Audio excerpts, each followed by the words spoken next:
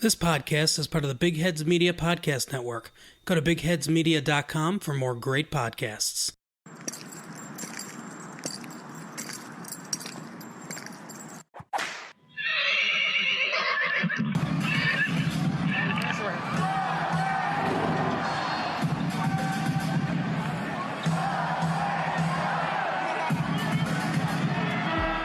What is up, Spurs Nation? It's your boy, Rob, from a Bucking Spurs podcast. This is round 2 of recording this episode. I recorded it earlier, but I have to drink a little whiskey now to record it again. So, we're going to do this. We're going to talk all about the post-practice media clips from Patty Mills, Keldon Johnson, Bryn Forbes, Lonnie Walker, Demarre Carrol, Jokab, Poeltl, Luka, Samanic. We're going to talk about all the things that they had to say and what was important to me, really. That's what we're going to talk about. Maybe not all of it. Some of it was nonsense. But either way, drop that beat.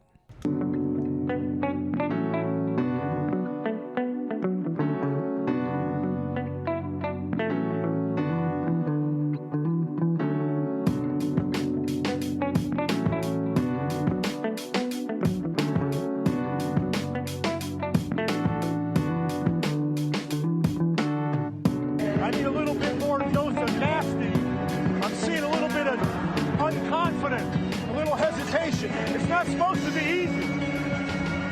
Every round gets tougher. Penetrate hard. Good passes. Shoot with confidence. I want some nasty.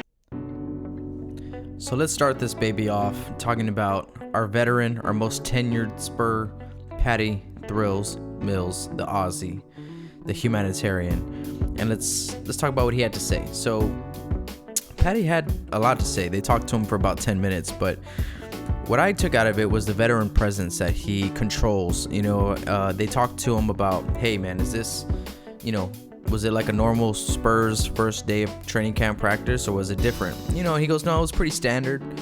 For most of, the practice, it's really about going back to basics.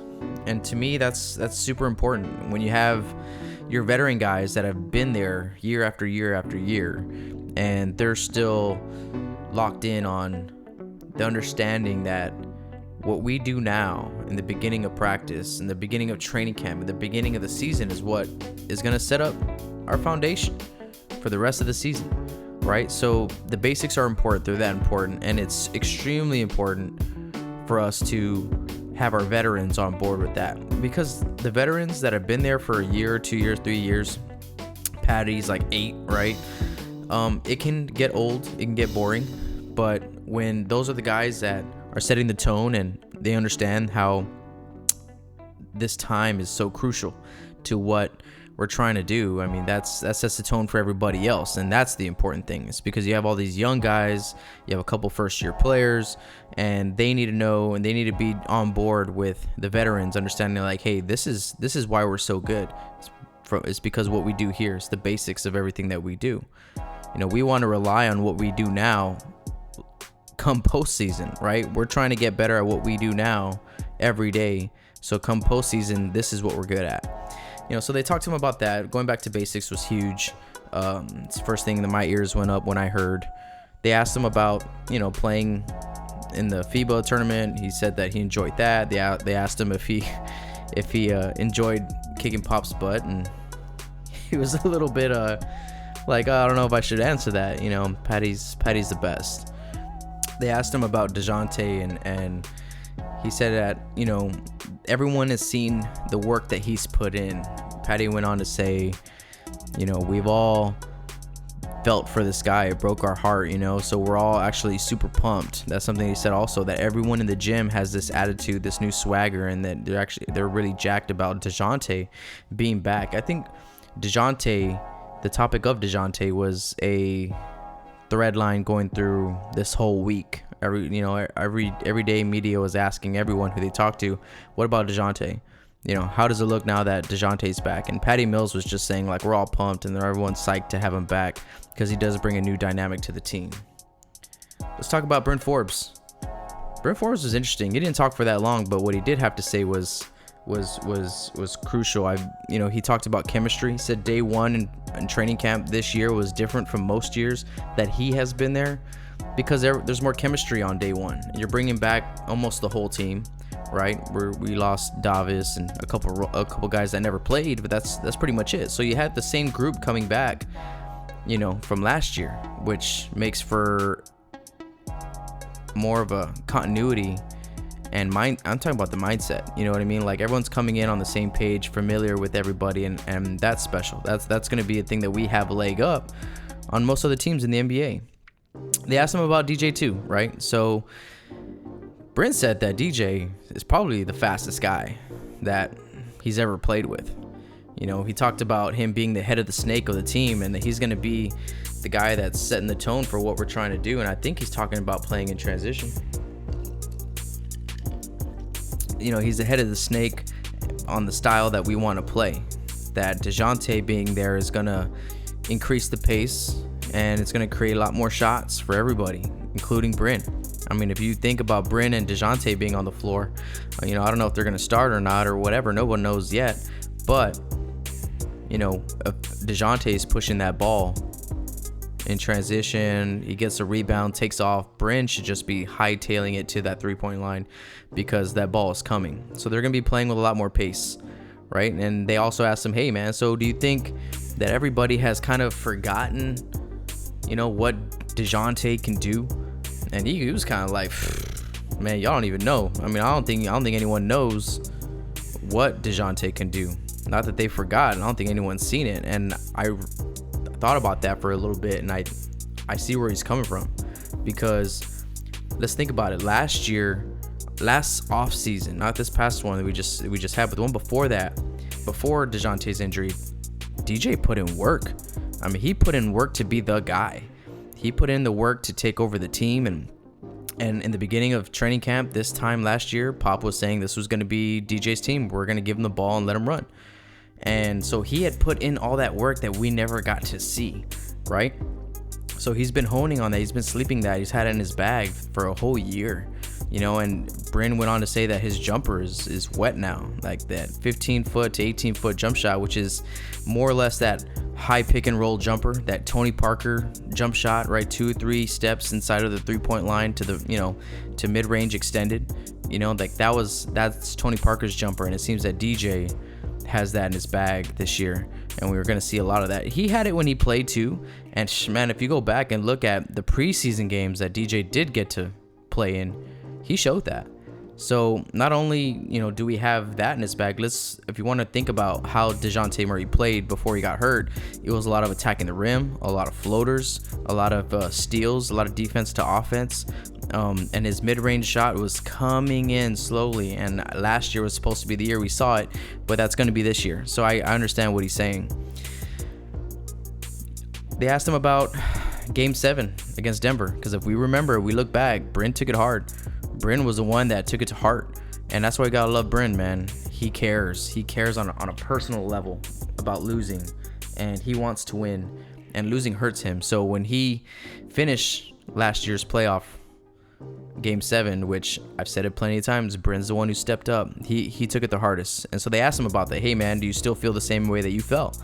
And he mentioned that, Game 7 last year was a learning experience for everybody, and that they're going to build off of that. And they want to get deeper in the playoffs than they did last year. They want to build off of it and get better. And he talked about the chemistry of going into that battle and not only going through a regular season, but going through a postseason series together, learning each other, that was huge, really, because in the postseason is where you really know, okay, wow, I can count on this guy. This guy's going to step up here. This guy's going to be able to do this or be able to do that. When the defense really locks in on what you're trying to do, and Denver really try to stop what we're trying to do, and then so you see who can really change the game, and we're going to be able to build off that experience. And that's what Bryn had to say about that. They asked him about our young guys and our vets and what the blend is and how that's going, and he had nothing but great things to say about our veterans. Say we had the best veterans in the business, and it's a perfect mix of young talent and vets, so I think what he's trying to say is that it's like, not only are the vets going to help us on the court, but they get to help teach. They get to help the young players learn what it takes to be a pro. They get to help Because let me look, as a player, I mean, I know it. I'm a coach. As a player, or let me back it up. As a coach, your best asset is a player that helps the young guys, helps teach the young guys. Because throughout a season, a coach's voice gets tired. You get tired of hearing coach's voice. And sometimes it takes that veteran, that player that's been there before to help, younger guys get through it. And to have the veterans that we have to help us do that is crucial. So I'm glad on everything that Bryn had to say was very exciting. They asked him if he finally feels like a veteran, right? Because he's kind of been that young guy in the gym for the past 3 years. And last year was the first year that we demanded things out of Bryn, and so coming into this season, he finally feels like a vet. He was like, man, 26 years old, I guess feels like 40 in this organization. But it's exciting.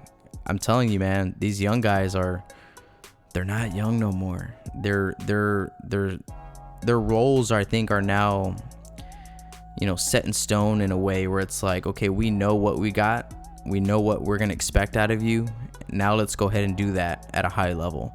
Like Bryn, last year was his year where it's like, okay, man, we played Bryn a lot. I mean, I know he played the year before, but last year we relied on him, for 82 games, and he was a soldier for all of us.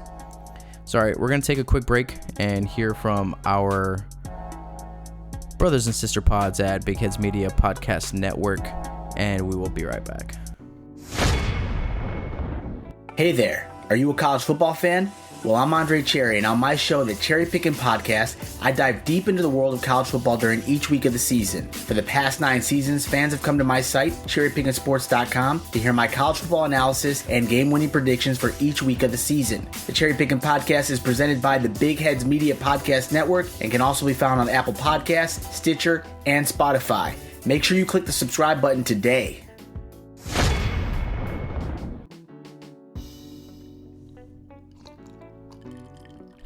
I know y'all are wondering, what am I drinking?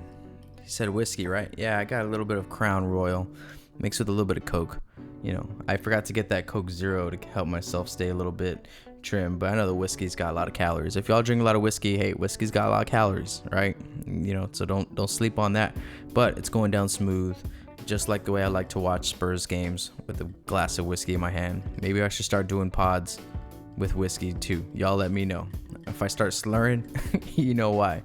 Okay, now it's time to talk about my main man, the guy I'm most excited about, I think, out of anyone on our team to see play this year, and that's Lonnie Walker, the humble warrior. I got a lot of nicknames for this guy. I started off last year, I was thinking Airwalker, but nah. Smooth Criminal, I think, is the best. Like, let's give him 2 nicknames. I think Smooth Criminal should be one, because that's his game, ain't it?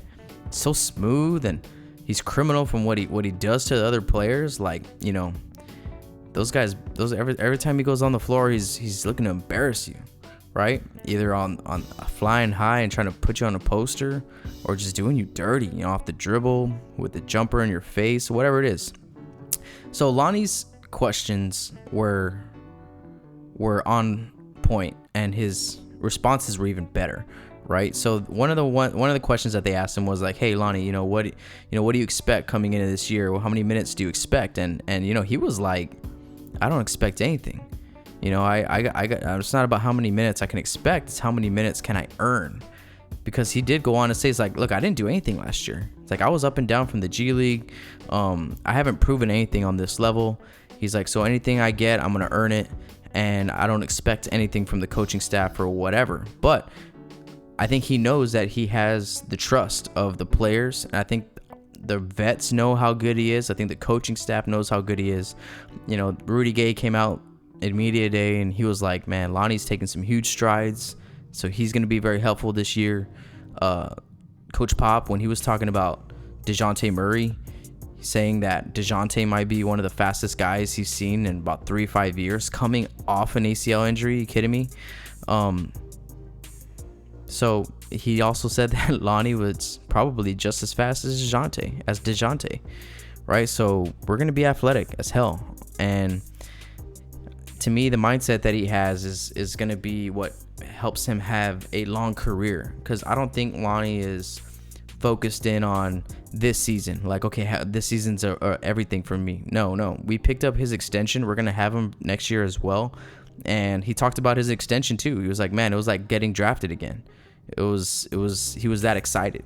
You know, he posted on Instagram. He's like, yeah, I got a little too excited there, because he sees, to him, that's recognition on the Spurs' behalf, you know, noticing the work that he's putting in, how much he's trusting the system. Because Lonnie Walker is a guy who I think is who's bought into the system 110%. And that's why I'm saying this guy's going to have a good career. Look, man, I don't know if y'all have seen Lonnie Walker, but his body looks extremely developed and athletic. It looks like he put on some size over the past year. If you look at last season to this season, in the beginning, like 1 year, just in 1 year, he looks swole. And you combined his athleticism with the character that he has, the mindset that he has. Like, he went on to mention, you know, my dad was my biggest critic. You know, I'm never content on how I'm playing. I always feel like I can do better. And he has character, man. I mean, did y'all catch his Spurs story? He had a really nice, you know how the Spurs released that little series of Spurs stories with DeJounte, Derek White, and Lonnie and Bryn, our young guns, right? And Lonnie's Spurs story was all about how important it is to him to be a good role model and a good example to kids in Reading, Pennsylvania, where he's from, right? And I remember when he got drafted, like, there was like a watch party at a football stadium for this guy, because he means that much to his community, and that just shows the type of character this guy has. And look, man, when you can check a few boxes for the Spurs, to me, that tells me that you're gonna have a long career, right? Like, there's like 5 or 6 boxes, man, that if you check these things off and you're with the Spurs, you're gonna be a special player, like very, very special. I'm talking about one of the top players in the league special. I mean, the last time I saw it, to be honest with y'all, is when Kawhi was in town. He checked all the boxes. He was about his business. He didn't care about the media. You know, he was a hard worker. He never talked back. You know, he developed. He had that attitude of always getting better. You know, so to me, it's just like Lonnie checks all these boxes, man. The boxes that mean that he's going to be an outstanding Spur, like character, like, you know, like talk about prototypical Spur. You know, that's Lonnie. He's gonna be a Spur for life. He's got the game to back it up too. And I've said it before. I think he's gonna be one of our best players in 2 years. Like, he might even be an all-star level player. My goal for him, y'all heard my last pod, was for him to be a 6th man of the year, because I think if he's enabled that opportunity to play that type of minutes, and whatever his role is, which to me, if I'm the Spurs, I'm saying your role is to defend, 1, always, and 2, to go and get as many buckets as you can and help your teammates be successful. And I think Lonnie's all about that. You know, so let's talk about Lonnie and DeJounte in transition, right? Coach Pop was saying that these 2 guys might be the fastest guys he's seen in a while. Well, those 2 guys on the floor, I would like to see what the plus minus is when DeJounte and Lonnie are on the floor together, because I feel like our transition points are going to go through the roof when those guys are on the floor together. You know, you get those 2 guys out in the break, and it's almost a guaranteed bucket, man. When Lonnie is on the break with the ball in his hands, you better get all out of his way. He's got the mid-range game. He's got the 3-point shot. He can elevate over anybody, and he's got the strength now to just go ahead and finish with contact. So it's all about staying healthy for Lonnie, and the sky's the limit for this kid. So excited. Okay, so another question that they asked him about was, hey, what does he think about the athleticism going into this season? And he was like, man, it's insane, man. It's insane. So Lonnie wasn't here in 2013-14 where we played an up-tempo style basketball, right? We pushed the ball, right? A beautiful game where we actually looked to get that ball out and get it up the floor, and let's get shots, right? And we led the league in 3-point shooting those years. We were competing at a championship level, right? Within those 2 years. Well, I think that's coming back. I think that style of play is coming back, and Lonnie's going to flourish with that. So he went on to say, like, man, it's insane. He feels like it's a new Spurs way, right? And it's a team. This team can be based on the fact that with their athleticism, they're going to be able to outpace teams. Last year, we weren't, and Derek White was a hell of a point guard for us. but he's not fast like DeJounte fast. He's got speed on him, but Derek White's not the type of point guard that's going to be pushing the ball in transition and actually keep pushing the defense on his heels. Derek White's smarter than that. A little bit slower, so he comes down on the break and he surveys the floor. He's going to take it to the rim when he can, but if not, he kind of surveys as he goes, hits the wide open shooter, or if he can create for someone cutting down the lane or whatever, he's going to find him. Two different style point guards, but DeJounte is going to be able to push that ball, and so that the pace is going to be I can't wait. I just can't wait to see them in transition.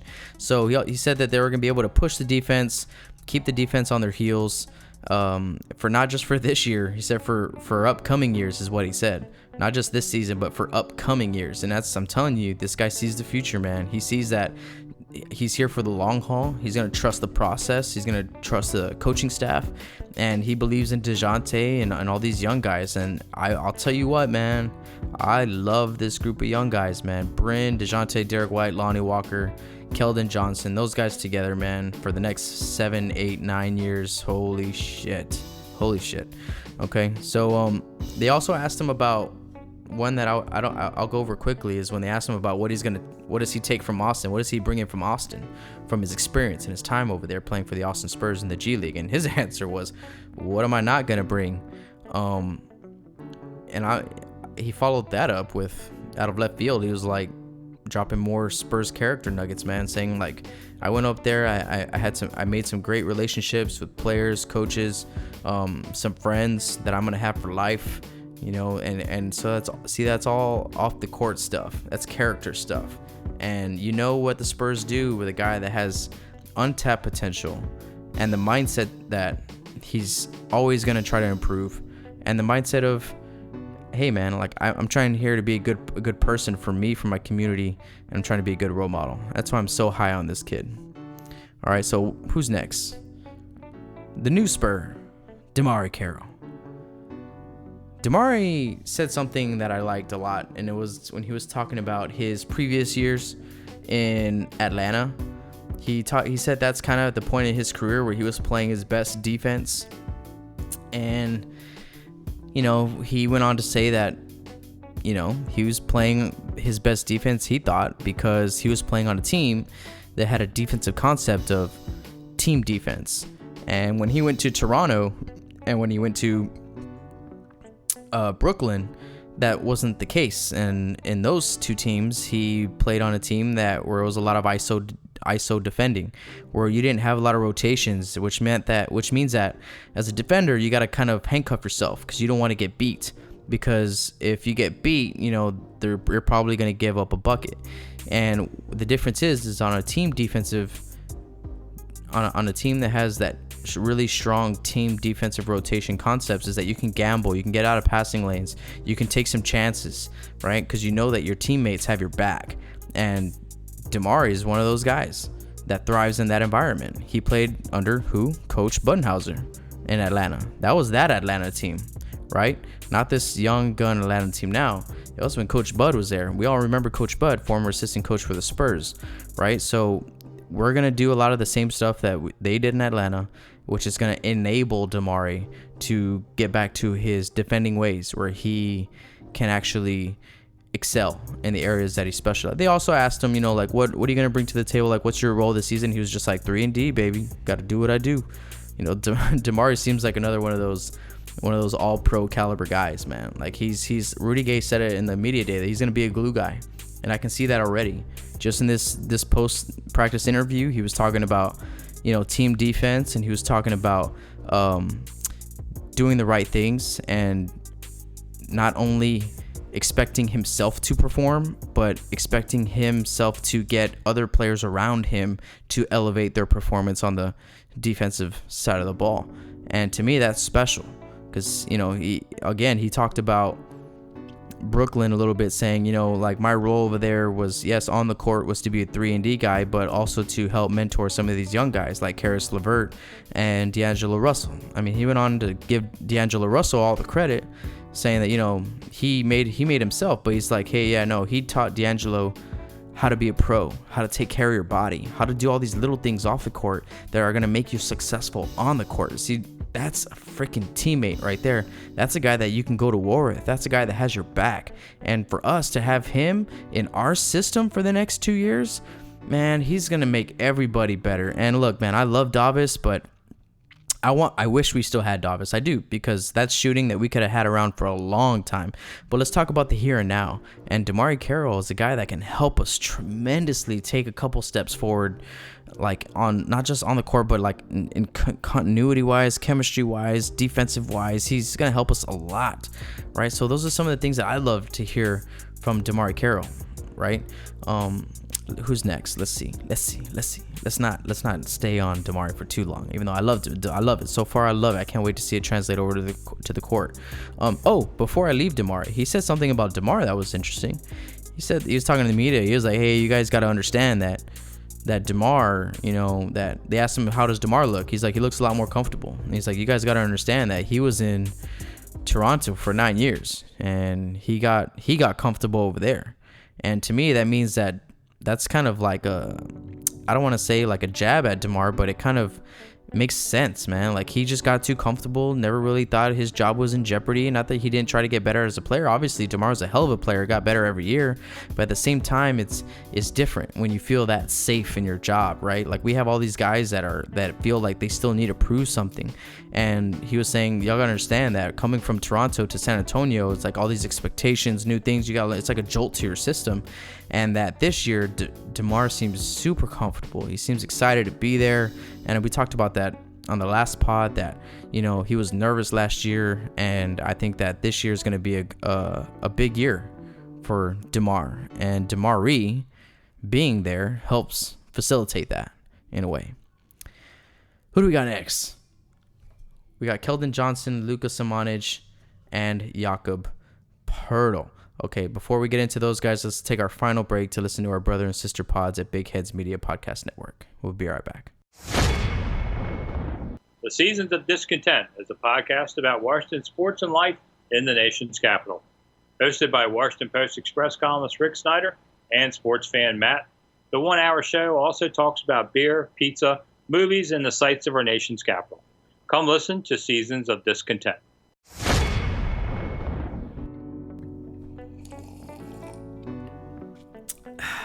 I don't always drink whiskey, but when I do, it's Crown Royal. Someone needs to tweet at Crown Royal, say, hey man, y'all need to sponsor a Bucking Spurs podcast. I'll take free whiskey. I'll do it for the whiskey. Okay, so Keldon is an interesting cat. I thought I knew Keldon. I thought I knew you, bro, and I still think I do. But check this, Spurs Nation. If I am going to judge Keldon off this one post-practice interview where he looked tired, man. He looked super tired.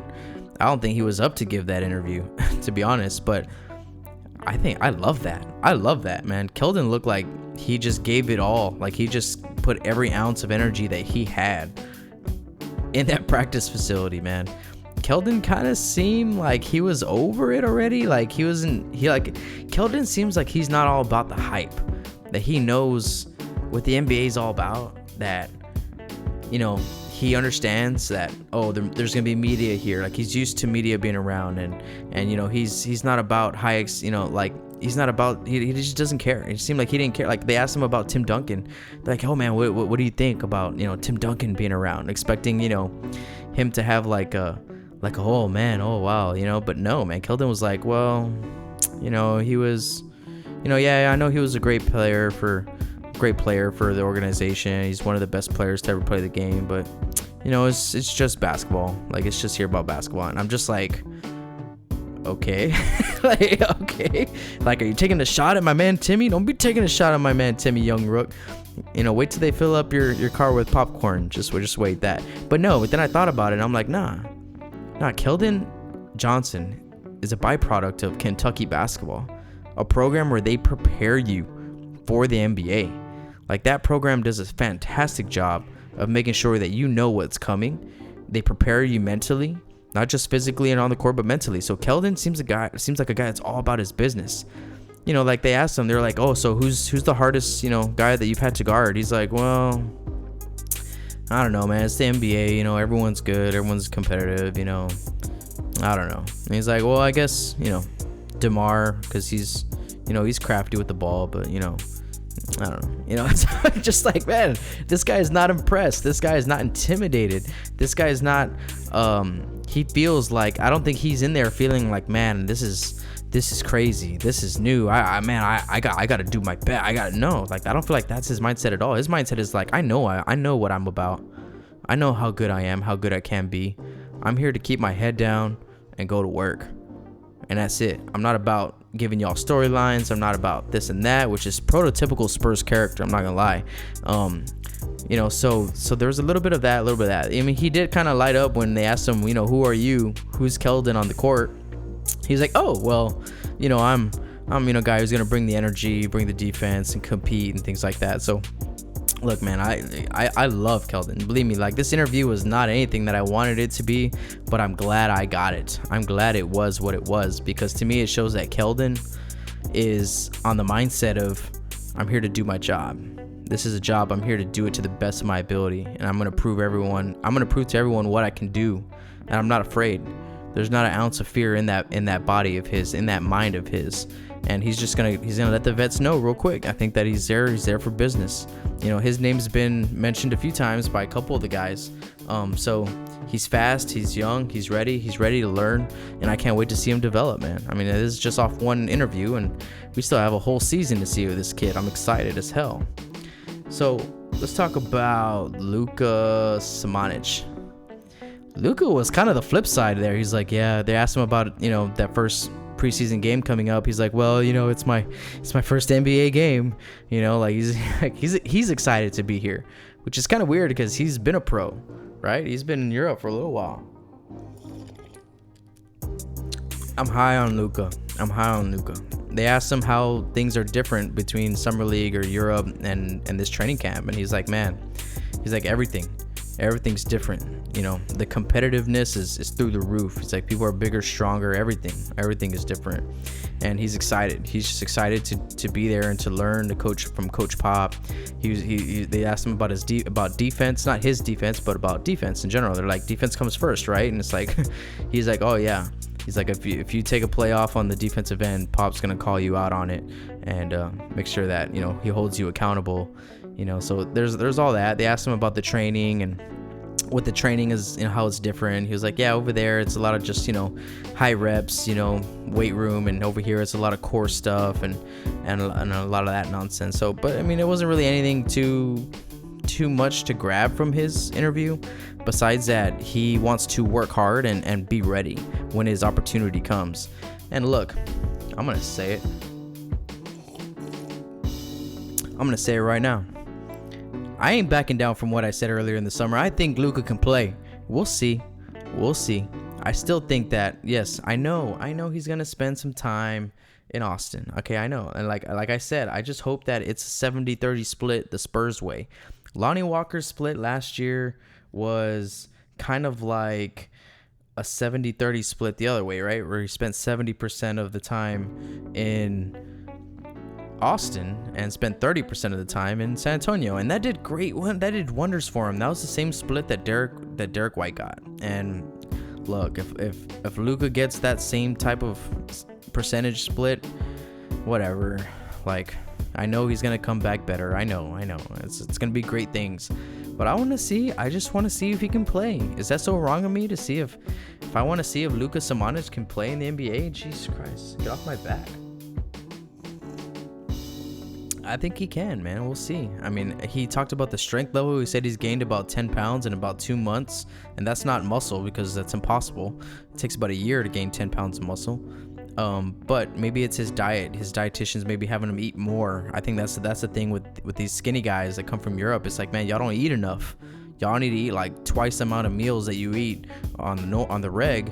But all good things, you know what I mean? All healthy stuff. But you got to eat more to help your body, help fuel your body, help recover your body, all that stuff. So Luka's going to go through that curve where I think Keldon is kind of he's a USA product. He knows what the NBA is all about, and he knows what Kentucky. I'm telling you, man, Kentucky guys, this is the first time that we've had a Kentucky player play for San Antonio, man.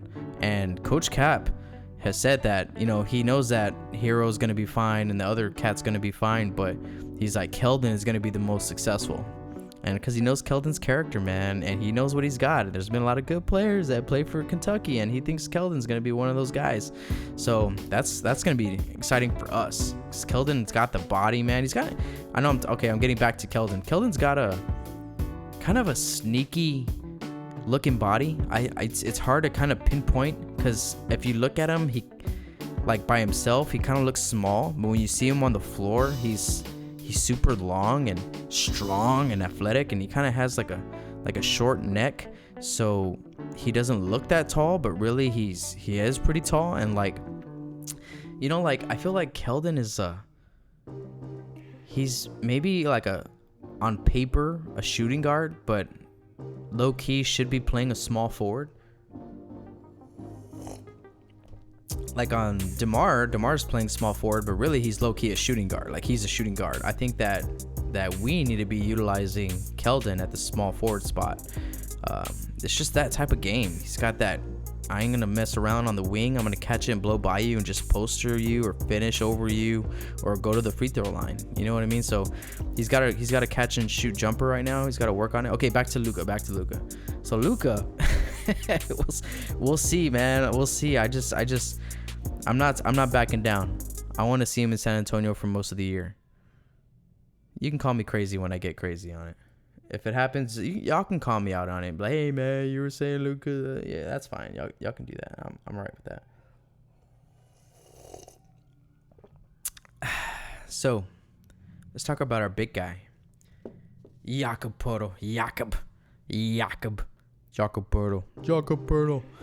That's our main guy right there. I honestly think that besides Lonnie Walker, Jokab gave the best interview of the week. He kind of dropped some nuggets that we wanted to hear. Low key, I don't know if he meant to, but I think that we need to get Jokab on the mic a little bit more. He might just be the guy that lets all this information slip. Let's talk about a few things. One, he talked about what he was working on all summer. He said that he was working on a jump shot, working on his shooting form. He said that he was working on a couple moves off the dribble, and that was working on taking advantages of mismatches, right? So, and to me, that's good, because I don't think that's something that Jokab did last year. Jokab was strictly a guy who was going to score off the rebound, or if like Derek White came down the lane and attracted two defenders and dropped the ball off to Jokab, then he was going to score. It was strictly that. And I've said it before, like, we don't want Jokab taking 10 shots a game, no way. But if he has that Antonio McDice shot in a few years, where maybe like once a quarter, just to keep the defense honest, he knocks it down, that'd be great. I want to see him be more dynamic off the pick and roll. That's something I want. And so if he's been working on moves off the dribble, well, there you go. Because the way I see Jokab, like a few years down the road, is kind of an in-between of DeAndre Jordan and Blake Griffin. Like, I think that he can be that type of guy who can pick and roll. And I'm talking about off the pick and roll. Like, I want him to be able to catch the ball off the pick and roll off a bounce pass, and be able to take one dribble and drop step down the lane, spin move, and just poster someone like Blake Griffin could, or catch the ball and take a two-step and finish like Blake Griffin. But I also want him to be an authoritative big, like he's very capable of doing, like DeAndre, where he can roll down that thing and just throw it up there, man. Let the big guy go get it, So that was very promising. Now, to hear that he's been working on that right in the summer. Then he went ahead and talked about a couple things. They asked him about lineups, and he's like, yeah, well, through walkthroughs. He called them walkthroughs, right? Walkthroughs are like when you're actually going over sets, going over offensive schemes, and you put certain lineups together when you do that, because he did talk about, he's like, hey man, the first few days of practice have been all about defense, and when we go offense, it's a lot more free flowing. And we heard that twice this week. I forgot who the other person who said it was, but it said that this training camp has been a lot more free flowing, just getting that ball up and going. And that's because of our athleticism. That's the type of athleticism we have this year, and the capabilities that we have to play in that way. But when they're going through walkthroughs and going over set plays and whatnot, he said that he's been paired up with LaMarcus a little bit. He said it's not a for sure thing, but whatever, so he's been playing next to LA a lot. Another thing he said was they asked him is DeJounte and Derek been in the same lineup, and he was just like, oh yeah, like oh man, like yeah, they have, and that's another thing. It's like, okay, good, that's what we want to hear. And of course, right, like of course they're gonna play around, and he said that too, they're gonna play around, and like of course the coaches are gonna put those two guys together. They'll put LaMarcus and Rudy next to each other, LaMarcus and Jokab together, so they're gonna play around with all these different lineups.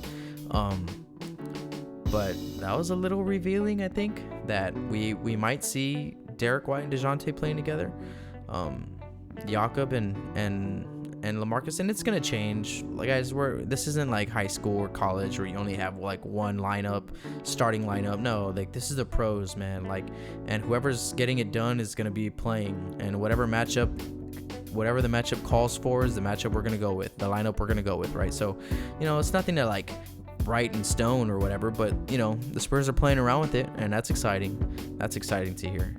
All right, well, that's going to be it for Bucking Spurs podcast. Go to buckingspurs.com. It's live. We're going to be posting all of the content there. We're going to have a Bucking shop, right? We're going to get a Bucking Spurs merch. I'm playing around with just some San Antonio themed products, like Countdown City and 210. I'm playing around with all that good stuff. If you're a Spurs fan, you live in San Antonio, things like that. So there's gonna be a lot of good stuff coming. Again, I'm working on an article.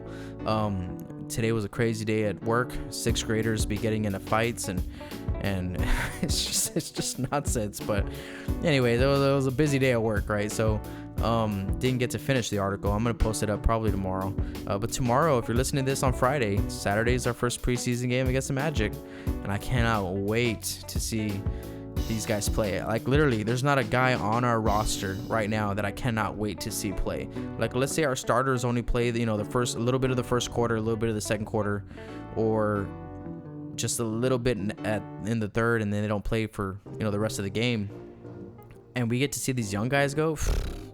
Man, I can't wait. Even if it's like Chimezi, I can't wait to see what Chimezi's gonna bring. Like, I honestly, there's not a Quindary, I can't wait. All right, so make sure you guys go and subscribe to a Bucking Spurs podcast. Share the love. If you're listening to this pod, send it to another Spurs fan, right? Go scroll down and put 5 stars. You know why? Because that helps me climb up, and people who search for Spurs pods, it'll come up, right? So go down and rate 5 stars and all that stuff. All right, follow us on Instagram and Twitter, buckingspurs.com, baby. It's up and running. I'm so excited about that. Thank you all who are following me on YouTube. And if you're watching this, if you're listening to this on YouTube, fucking hell yeah. Thank you. Go Spurs, go. Thank you for clicking the like down below and all that stuff. Shit, hell yeah. Thank you guys. Again, this is a Bucking Spurs podcast, a part of the Big Heads Media Podcast Network, which they have all types of podcasts there, guys. If you like sports, whatever, that they're there too. But if you like pop culture, or you like history, or if you like podcasts on whatever, like whatever you're into, go check Big Heads Media Podcast. They're the collection of pods there are growing. It's really something really neat. Again, go Spurs, go. I'll catch y'all on the next one.